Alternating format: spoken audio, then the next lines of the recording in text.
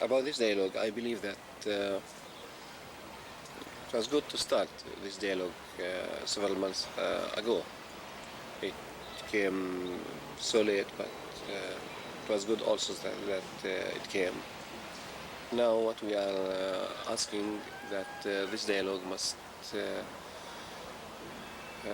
going on and try to raise the level of this dialogue. We have nothing against Mr. Patelo in Tunis, but in the same time, from the official point of view, we would like to have this dialogue with a higher level officially, and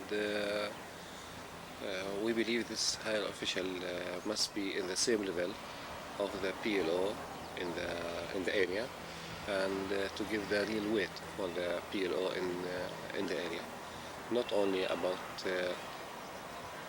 the level, but also about the subjects that we can discuss there, and several subjects I believe that we must discuss it officially on higher level. We read the statement that was made by the people who met with John Kelly that was published in Al-Fajr. I wonder if you could summarize the contents of that statement for us that you gave to John Kelly before you spoke with him. In the beginning, we make it clear for Mr. Kelly that those people who are meeting with them, they are not in any case an alternative speakers for the PLO, but what you will hear from us and what we will hear from anyone here in Palestine, it will be only continuing to what you hear in Tunis, because we are the people of Palestine, we are the people of the PLO. So the PLO is the one who is representing us, and as far as you have this dialogue with them, and we know about this dialogue, so here it is only a continuation for the dialogue there. This was the first point. Secondly, we try to make it understanding that we talk about the dialogue between the states and the PLO. We ask for raising this dialogue, the level of the dialogue, and it was a sort of protesting against the way that the Americans are dealing with the PLO, coming to the Middle East, people like Mr. Kenny, coming to the Middle East, meeting with responsible people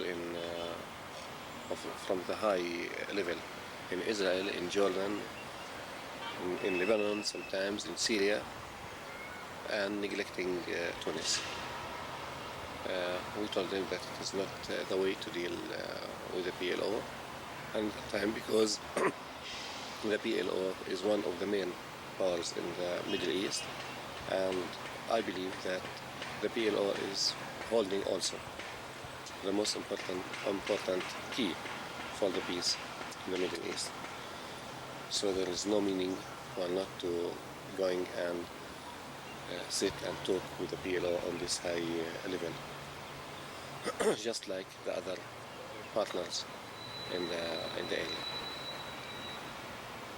area. We talk about the Shamil's plan and why we are rejecting the conditions of this plan. We make it clear that we are not against the elections, but we are against the conditions that they came with. I mean, Mr. Shamil, because they are trying to deal with us as a minority, not as a people. For the future, we look forward for comprehensive peace, and we put it another time that until now we believe that the only way to reach such a peace through any negotiations. It must be through international conference, because we want all the area to come to this peace, and not only peace between us and the Israelis, because in the future it will not work, and we can look to the experience of the peace between Egypt and Israel, which didn't work in the way that would be worth if the whole area were part of this peace agreement.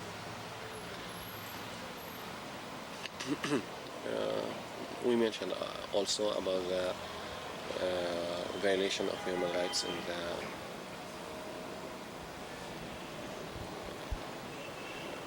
the area, in the occupied territories and occupied Palestine. I believe this mainly was the subjects that we talked about. Okay. Are there any positive signs that the United States and Israel are serious about negotiating with the PLO? We're aware of the numerous negative signs. We're wondering if you feel there are any positive signs about their seriousness. About the states, the positive signs that the dialogue is going on,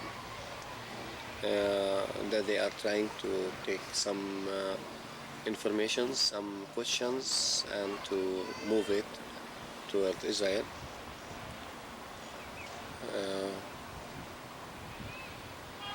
Positive, negative signs that until now this level of dialogue didn't move from the official level, and that the Americans officially didn't succeed in letting the Israelis discuss these points or these questions that the PLO sent to the Americans.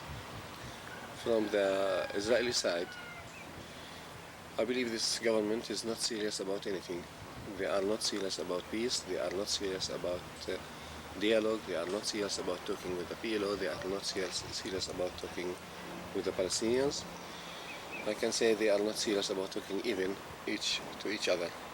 This government is in a temporary period waiting for another elections, and all what we hear is not to prepare for a dialogue with the Palestinians, not to prepare for elections for the Palestinians, not to prepare for anything but to the next elections in Israel. Now they are talking about elections between the Palestinians, but to use it as a way to prepare the new atmosphere for new elections in Israel. So about dialogue from the Israeli side, the official Israeli side, there is no positive signs at all.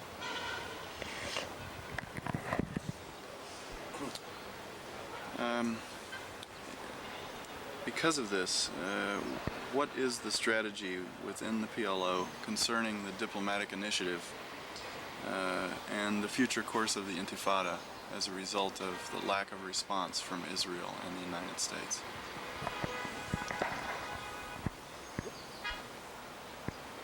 And the lack of response, it didn't affect negative only on us. It is affected more on the Israeli society, because as far as the Israelis are not response to us, so the Intifada will going on, and our struggle will going on. This will affect on them economically, but most important, going on by their steps, trying to crush the Intifada, trying to neglect the Palestinian people, trying to neglect the the rights of the Palestinian people. It simply create a certain atmosphere in Israel, which is creating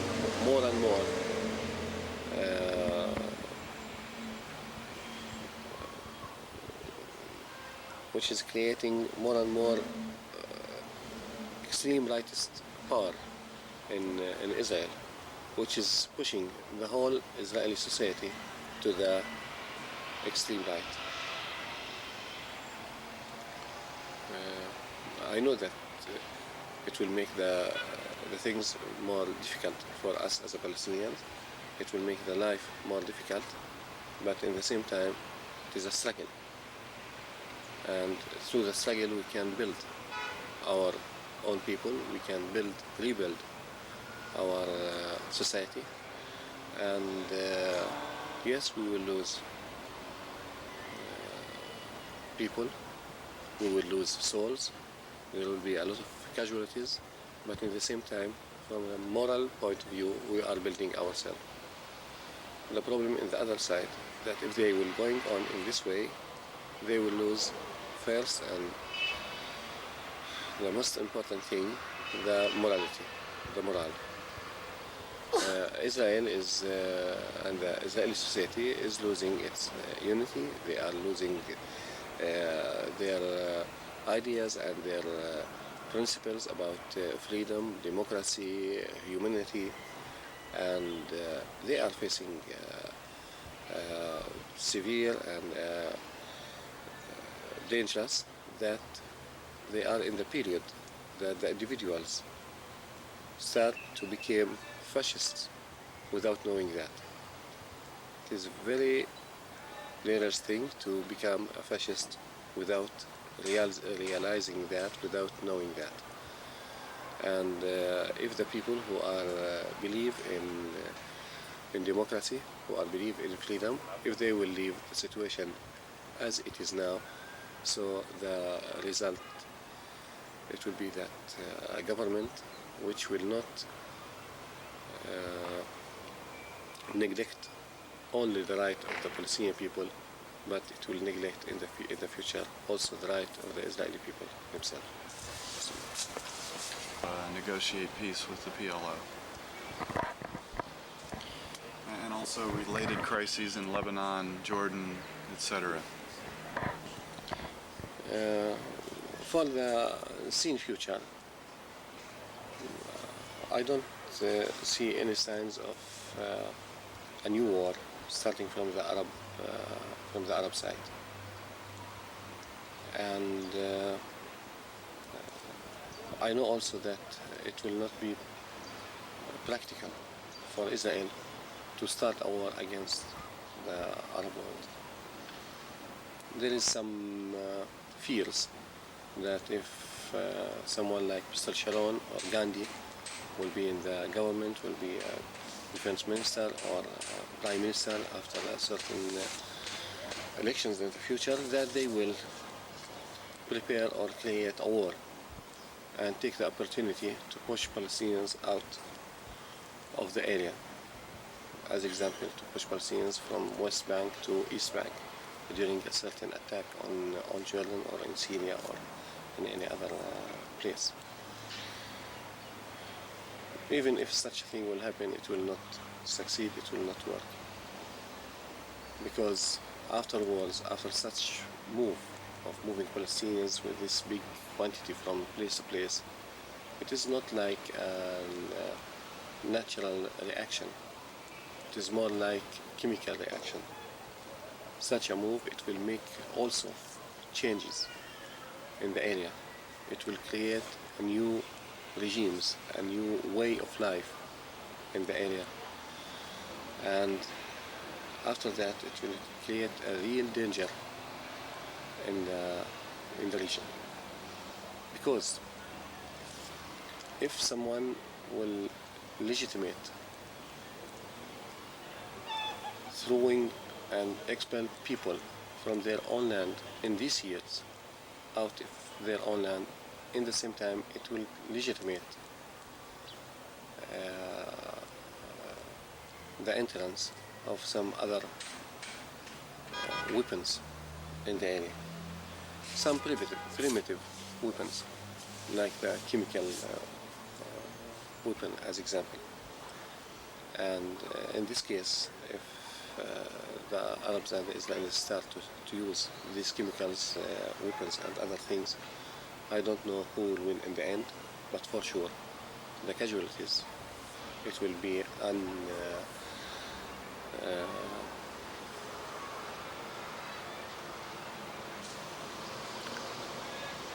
unbearable, unbearable.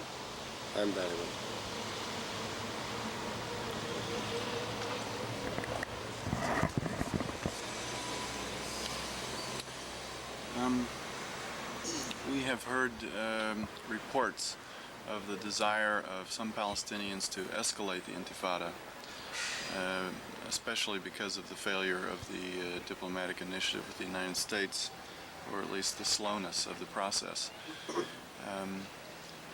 If there is such an escalation, might this bring about splits within the PLO about the future course of the Intifada? At first, I believe that such escalation will not be, because any two forces start in a certain conflict, so they have, or each one have one of two alternatives: either to raise its forces until it will be bigger and more power than the forces of the other side, or to reduce and paralyze and neutralize the powers and the forces of the other side until it will be near to your own forces. And what I believe that the Intifada take the second alternative. By using only stones, Molotov, we force the Israelis to use only a certain kind of weapons also against us.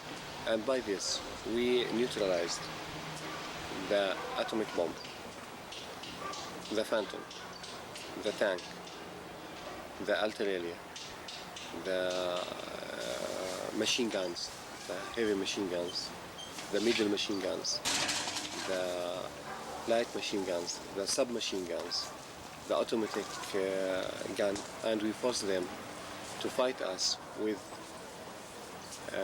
the gun of one bullet, with the tear gas, with sticks, and sometimes with stones. I believe that everyone here in the area understanding all of these things, and so we will not allow them to use more weapons, and that by not using from our side more weapons are not to escalate in this direction. It is understanding, it is known for everyone, and we know that the Israelis are anxious to see us using other kind of weapons, but we know why we are doing this. You will see from time to time individuals who are using weapons or trying to attack the Israelis in another way out of the frame of the Intifada, framework of the Intifada. This is something else. But as the framework of the Intifada, it will going on. Escalation, it will be to spread the Intifada, to make it more deep, but not to escalate from the point of view of weapons. Could you discuss the role of the Arab Studies Society in the Palestinian struggle? Perhaps a little of the history. Yes. The Arab Studies Society started in 1980. We are in Jerusalem. Israel tried all these years to destroy any infrastructure in Jerusalem.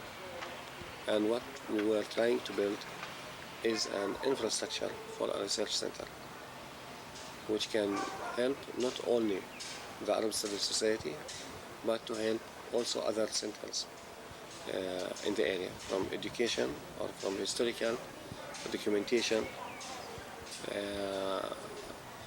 and also from human rights point of view. We went on trying to build this infrastructure. As example, we built a specialized library. We built a local newspaper archive. We built a documentation center, a Palestinian documentation center, which is the first one in Palestine, that you can go to a Palestinian center and find documents about the Palestinian people, about the history of the Palestinian people. You can find such centers in Israel, in Istanbul, in London, but nothing in Palestine, because you know that they forbidden us from building our own state, our own government. So all these documents, all these archives from the past, it went out either to Israel or to London or to Istanbul. But those documents, which was between the hands of the people, the documents of the organizations and the people, the individuals who work in the national movement, starting from the beginning of this century, it was still in the houses. And we make our effort to search for these documents and collect it and put it in our center. So we were building something to prepare for the Palestinian state, to have the archive of the government of the Palestinian state. We built also a center for maps, to drawing maps. And we start now to drawing maps. We start drawing regular maps. But now we start to work in this business more as a professional way of work. And we start to produce more than one kind of maps. We are going to produce also some atlases, atlas for students, and a historical atlas. Also, we are building an infrastructure for the Palestinian state. We are not building only drawing only a map, but we build a base map for Palestine, which on it we can build and we can draw any kind of maps. We are also, we have a center for human rights. We are after the violation of human rights in the occupied territories, and we are trying to reach everyone in this world to make clear in front of all the people what the Israelis are doing. We have also another center which take care of kindergartens. And this center, I hope that in the future it can take care even more than the kindergarten. So I believe what we are trying to do and build is helping rebuild the infrastructure of the Palestinian people. And this was the real reason behind the decision of the Israelis to close our center. And at the time of the closure, did they confiscate any of these materials? And can you discuss your administrative detention? Yeah. When they came and closed the center, yes, they confiscate a lot of materials, and they came twice. Once with me, when they arrest me, and then they came another time after 2 days, and they took more materials. Most of the materials, fortunately, it was only about administration materials, files for the employees. But in the same time, we don't know if they took any other files it is a huge place, and I was only there. I was alone, and they were everywhere in the building. So I don't know if they took anything more than the things that they showed to me. And the same thing happened to my colleagues when they came and took them from their houses during the night and opened the place another time and took more materials. Also, I don't know what did they took, what did they leave there. When we reopened the place this year, it was only for 3 hours, so we couldn't take enough time to examine the situation. You're not allowed to go into the building at all. No, I'm not allowed. I can't. They close it with the oxygen. Not only with oxygen, they even add keys, and they close it completely. Could you discuss for a minute the conditions that you were in under administrative detention? What this was like for you? At first, the administrative detention, it is an order coming from the Minister of Defense saying that he's ordering 6 months detention for me because I am danger for the security of public and security of the state. Why? They will say, no way, it is a secret file. They can't tell me about the accusations, the details of the accusations, saying that it is a secret file and we can't tell you. Okay, tell my lawyer. No, it is also forbidden to tell your lawyer. And so me and my lawyer are supposed to defend myself without seeing what is the accusations, just as fighting ghosts. Because of that, the second time when they renewed the order for me, I refused to get any lawyer, and I told the judge that I don't need here any lawyer, because I know that in the College of Lawyers they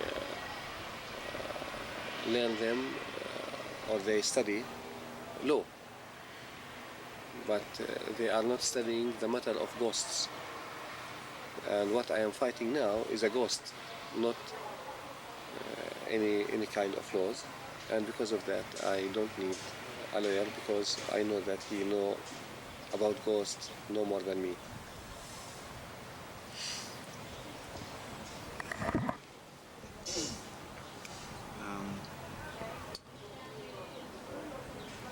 Could you comment about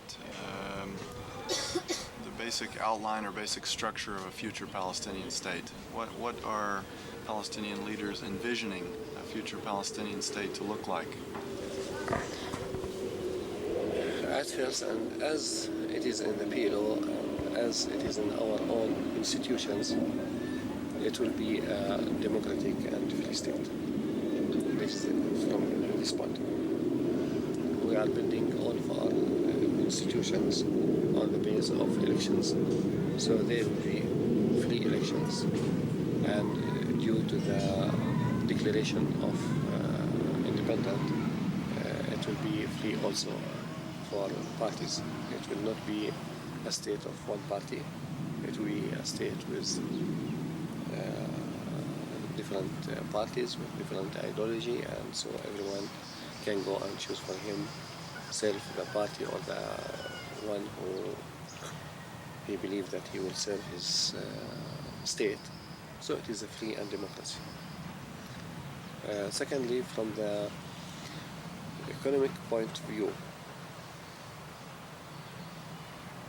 I believe we must be part of the regional cooperation, because no way but that.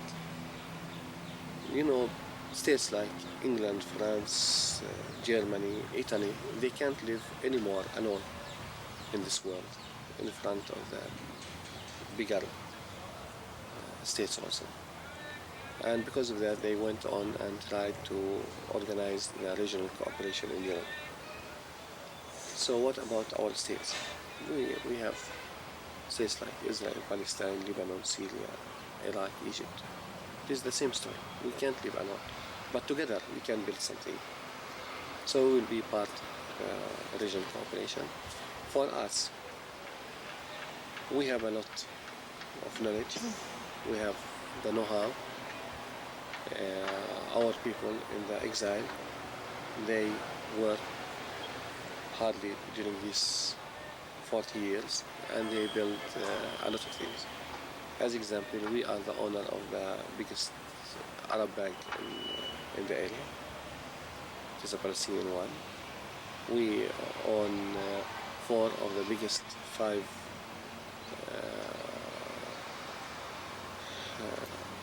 engineering company in the area, and we are not working only in the Middle East. We have also some business outside of the Middle East. We already contribute in building the structure of other states in the area, and because of that we have the ability, we have the know-how how to build our own state. But what the economy that we are going to build our state on, we have no petrol, we have no gold, we have no iron in our state. What we have, the agriculture, tourism, and the services. Tourism and services, we can build it in a very good way, and we can create a center, financial center in the area, that through Jerusalem we can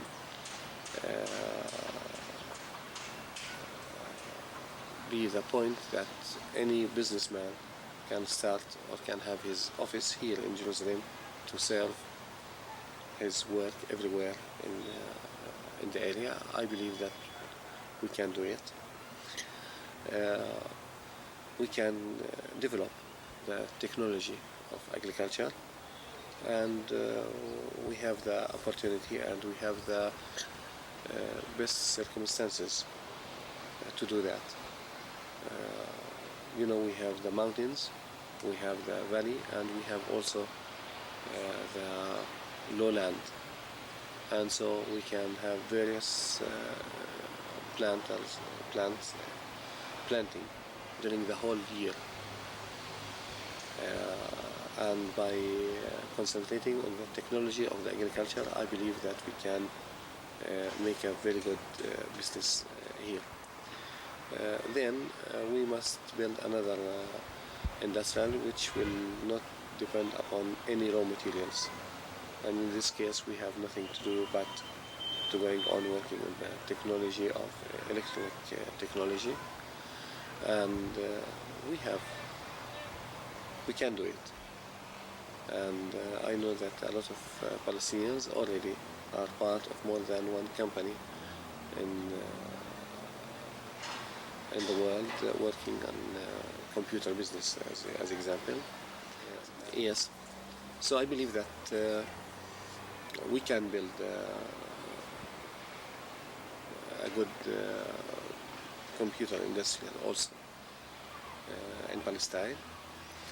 And because we are a small state, and because I believe that it will not work to build our security depending on a big and strong army. So we must build it on international guarantees. And because of that, we will not be in need to buy a lot of phantoms or tanks or all of these things. And because of that, this will give us also the opportunity to buy liberators instead of phantoms, and to develop the technology instead of buying tanks. And in this case, I believe that we will build a real and a strong structure which can help our next generation to live in dignity and in a good way.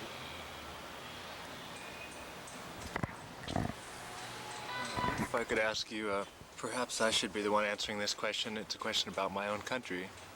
But I wonder if you would discuss for a moment your opinion about what motivates the United States to back Israel at the expense of the Palestinians. What is it that they are afraid of from a Palestinian state?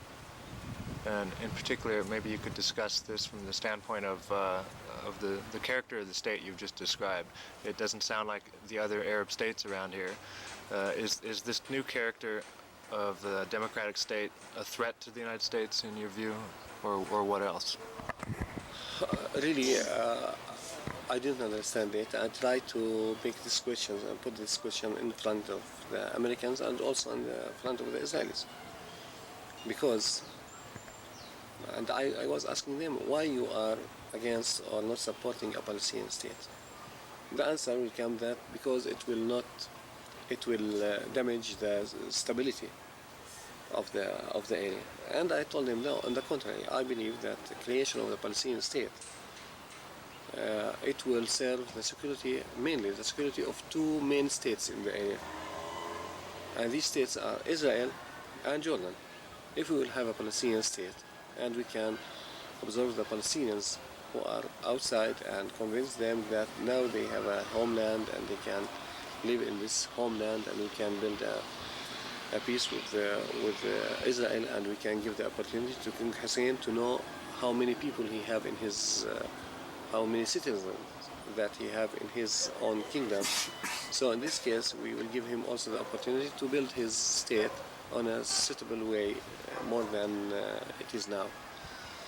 I have the analogy for all of this story, and I put it in front of the Israelis and the Americans, but all the time they are either having no answer or try to jump to another subject. But this subject, why the Palestinian state is endangering the security of the area or endangering the security of the Israeli state, I couldn't find any answer for it. So it means that there is some other thing behind it. From the Israeli side, I know what is behind it. The Israelis are not against the PLO. They are not against the Palestinian state. They are against the idea of the Palestinian people. They don't want to deal with us as a Palestinian people because they don't want to see the Palestinians coming back to the Palestinian state. Until now, they have some dreams about using the area, using the West Bank to bring more settlers, using our water to create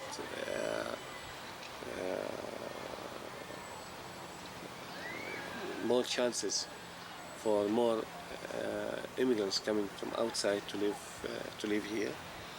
And when they will look to the Palestinians and see that in this area we can observe another 1 million Palestinians, so they will start to think about that if the Palestinians will not come here, so maybe we will use all these opportunities to bring another 1 million to Israel.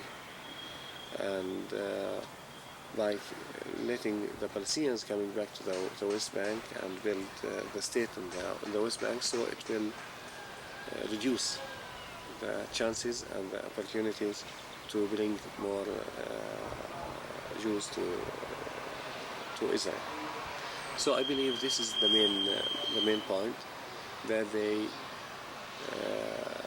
until now dreaming about having more people, more settlers, and there will be no place for these settlers if the Palestinians will come to their own homeland.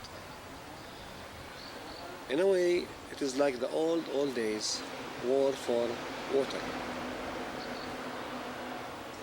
They are afraid that we will take our water and we will use it for our own people, because now they are using 80% of our own water to serve their own targets.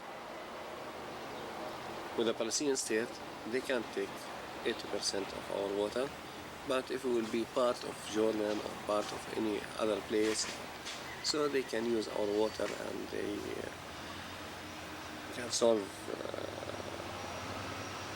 the problems of their dreams.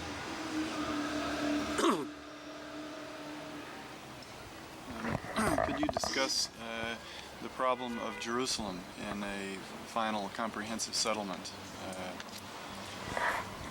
I am from Jerusalem. I love Jerusalem. I don't want to see Jerusalem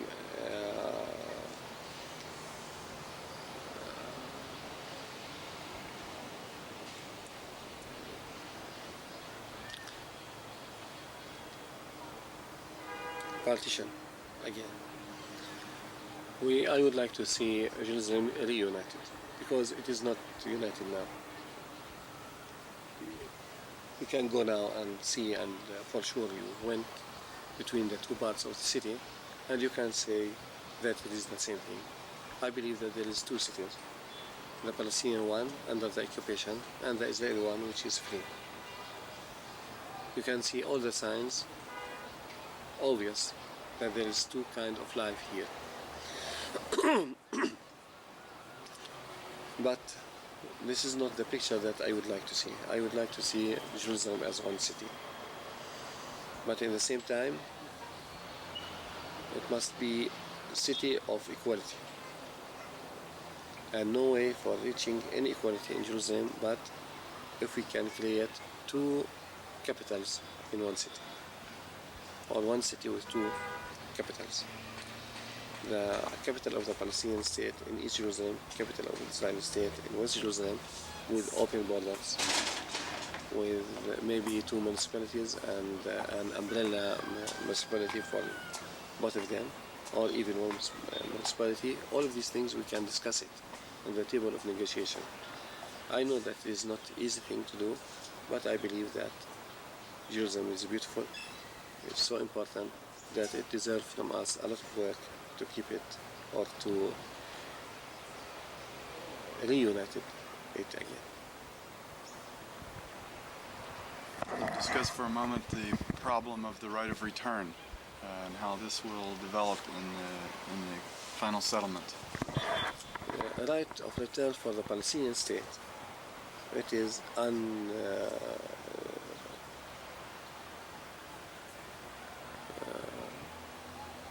negotiable.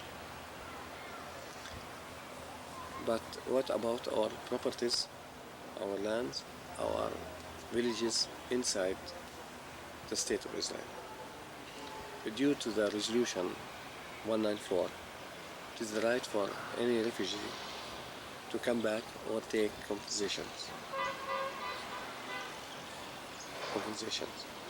And but between taking compensations and return back, there is a lot of choices. Someone, he would like to take money for his land. Some other one, he would like to keep his land for another 10 years when the price will be higher. Other one, he would like to use his land or his property here to create a certain project, to create, as example, to build a hotel on his land, while he will going on living in the place that he is, in Jerusalem, in Nablus, or in France, or in Washington. Maybe he will be a Palestinian with an American passport. Some other one who would like to come here and keep his passport and keep his nationality as it is, Palestinian or Jordanian or American, and come and live and direct his project immediately here in Israel. And there is someone who would like to come and ask for an Israeli passport and say that I would like to live here and my loyalty will be to the Israeli state, not to any other state in the area. Now, all of these things, we can reach to it and organize it on the table of negotiations under one condition, that we are not going to decide for anything that will endanger the security of the Palestinian state or the security of the Israeli state. And we need to think about all of these things not by putting the scenario of war. Try to put scenario of peace. And try to think about this area with regional cooperation, with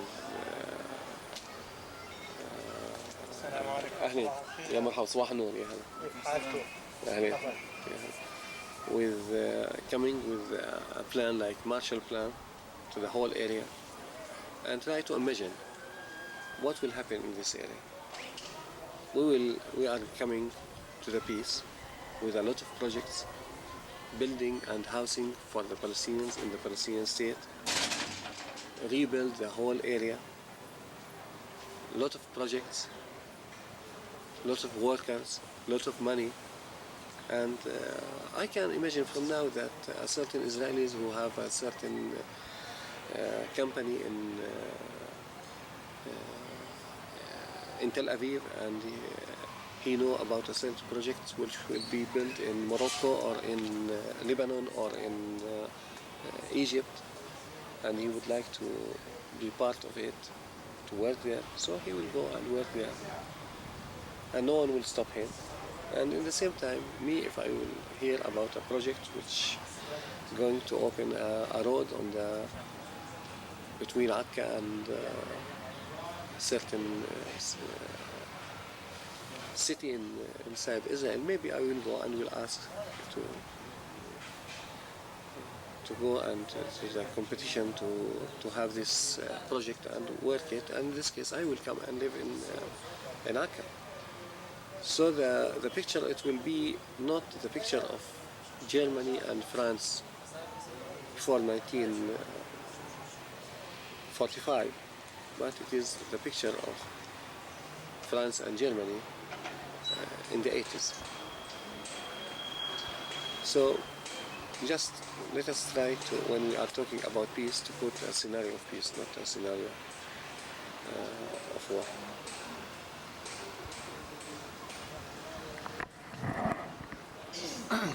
One more question. Could you discuss the transition from occupation to independence? Would the United Nations peacekeeping troops be acceptable to the PLO? How can you envision this transition from one state to another? One of the things that we can accept is to have forces from the UN for a period until we can reach to the second or the third step, which we will be working inside the independent Palestinian state.